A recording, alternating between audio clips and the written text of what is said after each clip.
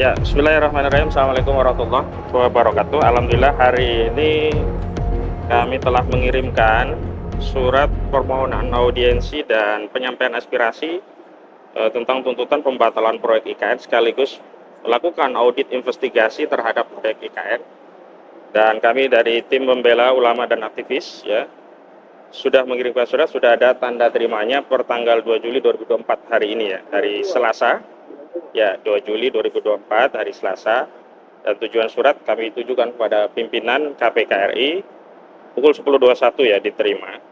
Alhamdulillah saya bersama Kapten Rusli ini kami sampai di sini karena memang harus ada prosedur yang kami lalui untuk bisa beraudiensi dengan pimpinan KPK RI. Dalam surat kami sudah jelaskan dasar alasan untuk melakukan audiensi dengan pimpinan KPK RI, dan nanti juga kami akan konferensi pers dengan kawan-kawan lainnya, baik ulama, advokat, dan aktivis. Dan saya juga sudah mencantumkan nomor HP agar waktu yang bisa disediakan oleh pimpinan KPK RI untuk kami bisa datang beraudiensi bisa ditetapkan oleh pimpinan KPK sehingga kami bisa bertemu. Ya idealnya kami tadi langsung diterima, tapi ternyata memang prosedurnya kami diminta untuk mengajukan permohonan audiensi dulu, dan nanti dari pimpinan KPK akan ada penjadwalan dari lembaga. Surat permohonan audiensi juga penyampaian aspirasi untuk bisa melakukan audit terhadap proyek IKN sudah diterima oleh pihak Kesekretariatan Bagian Penerima Surat KPK, dan selanjutnya nanti kami dan kawan-kawan akan menerima respon dari KPK lebih lanjut. Tapi meskipun demikian, sebelum nanti kami konferensi pers resmi di depan bahwa itu suratnya adalah demikian begini. Pada tanggal 15 Juni yang lalu kami bersama dengan sejumlah advokat ulama dan advokat ulama dan aktivis melakukan aktivitas kegiatan deklarasi bersama yang isinya adalah menyampaikan aspirasi tuntutan untuk pembatalan proyek IKN yang memang menurut yang hasil dari pemeriksaan ya, sesuai dengan dokumen ikhtisar hasil pemeriksaan yang dikeluarkan oleh Badan Pemeriksa Keuangan, ternyata terbukti proyek IKN ini bermasalah ya, baik dari sisi perencanaan proyek termasuk eksekusinya begitu. Yang paling penting adalah permasalahan utama adalah di kinerja, dan yang kedua di keuangan. Di kinerja kita tahu bahwa sampai hari ini proyek yang progresnya harusnya sudah bisa digunakan untuk upacara 17 Agustus 2024 ini ternyata belum siap, masih banyak permasalahan, sehingga kabarnya perayaan 17 Agustus ini pun tidak dilakukan secara total di IKN, padahal rencana semula kan di sana ya Bang ya, tapi sebagian di Jakarta, sebagian di Penajam Pasar Utara di lokasi IKN gitu. Dari situ kita bisa melihat memang ada problem kinerja, termasuk di dalam problem kinerja itu ternyata masalah material juga belum tersedia dengan cukup begitu, permasalahan kapal untuk mengangkat material juga bermasalah, harga material juga tidak stabil. Nah, juga termasuk diantaranya debit aid ya, untuk beton saja itu bermasalah. Artinya ini memang sejak awal ada problem dalam aspek kinerja, terutama dalam perencanaan kinerja, sehingga pada pelaksanaan kinerjanya ternyata rencana-rencana yang harusnya dieksekusi sesuai dengan tahapan-tahapan pembangunan itu progresnya menjadi tidak sesuai. Yang kedua di aspek keuangan, dan ini yang paling penting keuangan adalah bahwa ternyata di IKN ini bisa dikatakan tidak ya, walau mungkin bahasa yang halus adalah belum ada investor gitu.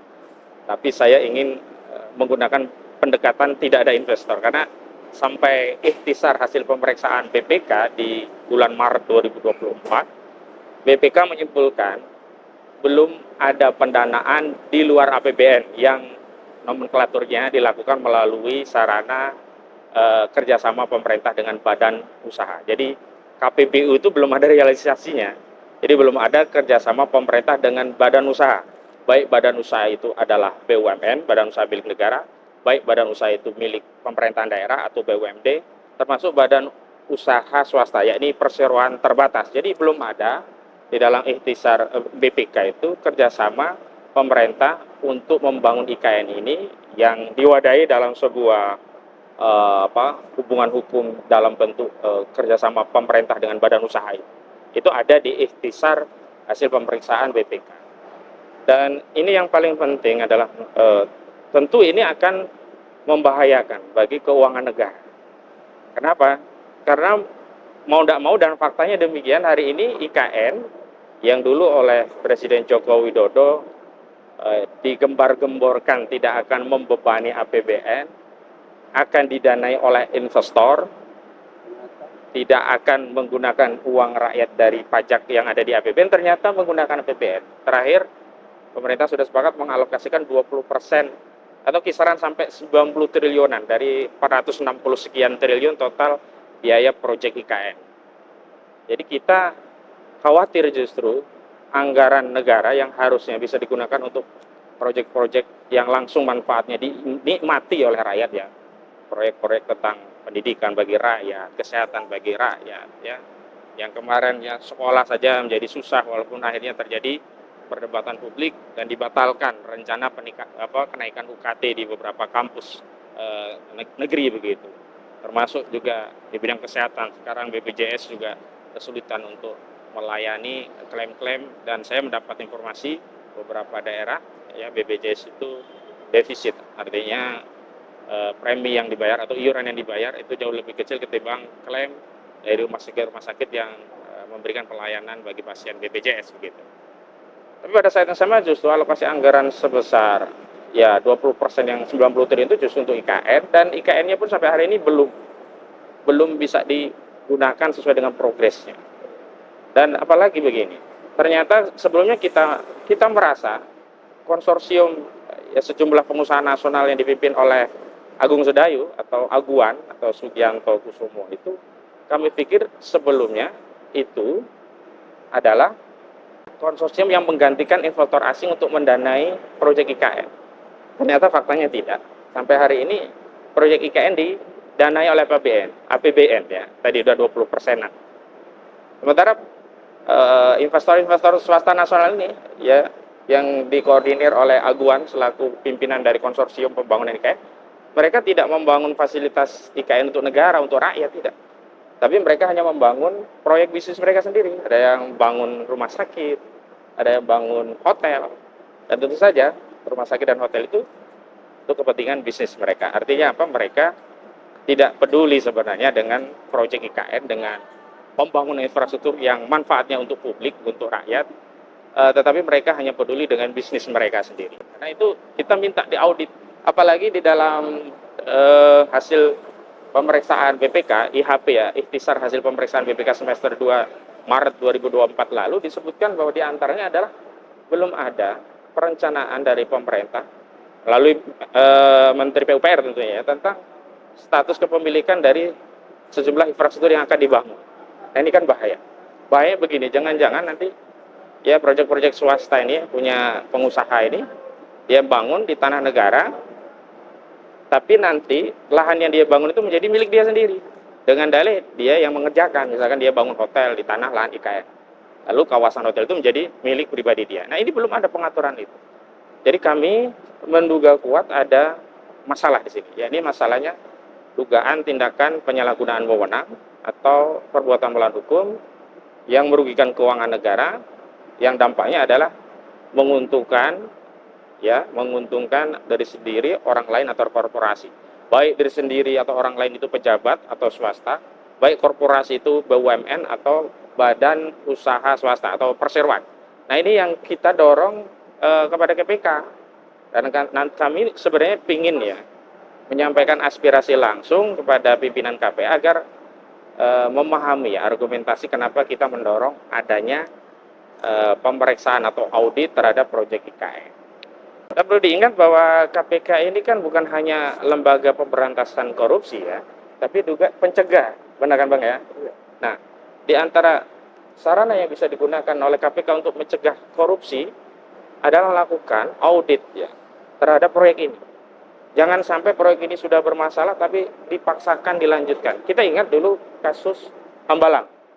Hambalang itu oleh aparat penegak hukum akhirnya direkomendasikan dihentikan. Mangkrak Hambalang itu.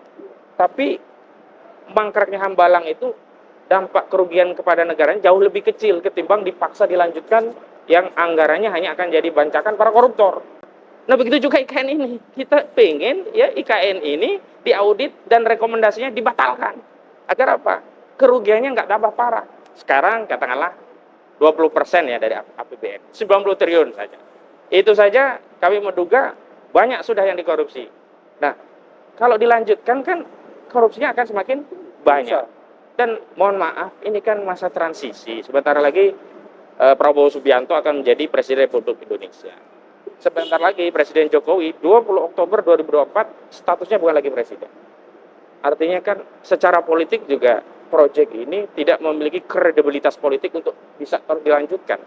Karena saya meyakini Pak Prabowo setelah menjadi presiden tentu dia akan merealisir program prioritas yang dulu sudah menjadi atau masuk menjadi kampanye politiknya. Di antaranya makan siang gratis. Gak tahu apakah benar makan siang itu ada makanan terus kita makan gratis atau siangnya aja yang kita nikmati secara gratis gitu.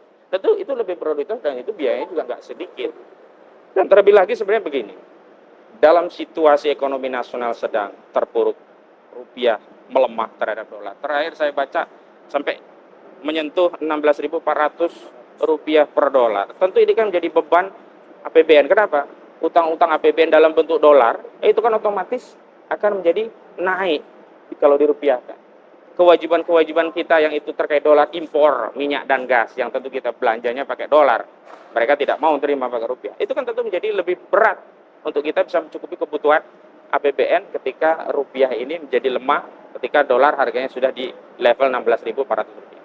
Karena itu alokasi APBN yang 465 triliunan lah ya, atau katakanlah ya 500 triliunan lah untuk IKN itu akan lebih baik untuk membackup APBN kita agar kuat daripada memaksakan bangun proyek di tengah ekonomi kita yang luar biasa sulit hari ini. Rupiah luar biasa terjepit begitu. Lalu kita akan makan apa rakyat kita nanti kalau dipaksa bangun proyek yang kita ingin dianggap wah oleh dunia punya ibu kota Nusantara, tapi rakyat kita melarat. Utang kita menumpuk setinggi gunung, bahkan bukan hanya menumpuk. Kita menjadi default state, negara gagal karena nggak bisa membayar utang. Dan ini dampaknya bagi apa? Kedaulatan negara kita. Kedaulatan negara kita terancam. Akhirnya kita akan disetir oleh bangsa lain yang memberi pinjaman, yang memberi utang. Kita tidak lagi bisa apa yang meminjam istilah yang dipopulerkan Soekarno, kita tidak bisa berdikari, berdiri di kaki sendiri. Ini tentu akan menjadi problem bagi bangsa. Jadi itu sementara, nanti kita akan konferensi pers lagi dengan yang lainnya. Sekarang Bang Rusli silakan, ada yang ingin disampaikan? Sebentar Bang, ini ada suaranya. Mana? Ini suara bagus ya? Mewakili pelaut pelayaran niaga Indonesia ikut berpartisipasi ini supaya proyek IKN itu dibatalkan. Kalau tidak dibatalkan, saya pikir kita dari pelaut Indonesia akan memblokir, kita akan mogok sehingga pengiriman barang antar pulau dan antar negara itu akan terkendala. Itu jadi saya mewakili pelaut pelayaran niaga Indonesia. Demikian sementara dari saya, terima kasih. Assalamualaikum warahmatullahi wabarakatuh. Waalaikumsalam. Demikian yang bisa kami sampaikan dari gedung Komisi Pemberantasan Korupsi bagian penerimaan surat. Nanti kita akan lanjutkan bersama tim yang lain. Demikian, Assalamualaikum warahmatullahi wabarakatuh.